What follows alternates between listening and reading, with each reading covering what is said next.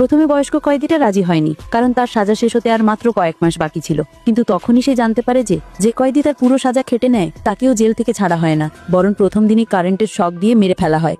এটা শুনে বয়স্ক কয়েদিটা রাজি হয়ে যায় আর বলে, ঠিক আছে, আমি তোমার সাথে আছি। এবার প্ল্যান ঠিক হয়। পরের দিন যখন নতুন কয়েদি আসবে তখনই পাল্লাতে হবে। পরের দিন লোকটা টয়লেটে গিয়ে জলের পাইপটা ভেঙে দেয় আর নিজের কাজে ফিরে আসে। নতুন কয়েদি আসতেই মেঝেতে অনেকটা জল জমে গিয়েছিল।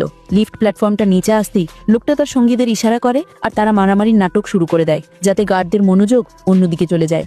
এই সময় একজন সঙ্গী টুল প্ল্যাটফর্মটাকে আটকে দেয়, যাতে গার্ডরা আর ওপরে ফিরে যেতে না পারে। এবার সব কয়েদি একসাথে সক্রিয় হয়ে ওঠে। কেউ প্ল্যাটফর্মে লাফিয়ে পড়ে, কেউ বোর্ড নিচে ফেলে দেয়। নতুন কয়েদিটা তাড়াতাড়ি নিচে পড়ে থাকা ইলেকট্রিক বোর্ডটা তুলে নিয়ে গার্ডকে আক্রমণ করে। গার্ডরা ভয় পেয়ে যায় আর বলে, তাড়াতাড়ি হাই ভোল্টেজ চালু কর। বয়স্ক কয়েদিটা সবাইকে চিৎকার করে বলে, তাড়াতাড়ি টেবিলের উপর উঠে পড়ো। কিছু কয়েদি দেরি করে ফেলে আর তাদের কারেন্টের শক লাগে, কিন্তু কিছুক্ষণ পরেই জল পুরো সিস্টেমকে শর্ট সার্কিট করে দেয়। এখন কারেন্ট বন্ধ হয়ে যায় আর গার্ডরা কয়েদিদের কাছে হেরে যায়। কয়েকটা আঘাতী কয়েদিরা গার্ডদের কাবু করে ফেলে। এবার সব কয়েদি এক লাইনে জেল থেকে বাইরে পালাতে শুরু করে। বাকি গার্ডরা নিজেদের ঘরে লুকিয়ে পড়ে আর ভয়ে বাইরে বেরোয় না। কয়েদিরা যখন পালাচ্ছিল তখন তাদের কেউ আটকানোর চেষ্টাও করেনি। এবার কয়েদিরা জেলের বাইরের দরজার কাছে পৌঁছে যায়। নিচে ছিল শুধু সমুদ্র, কিন্তু সবাই কিছু না ভেবেই ঝাঁপিয়ে পড়ে। কেন? কারণ তাদের মুক্তি চাই।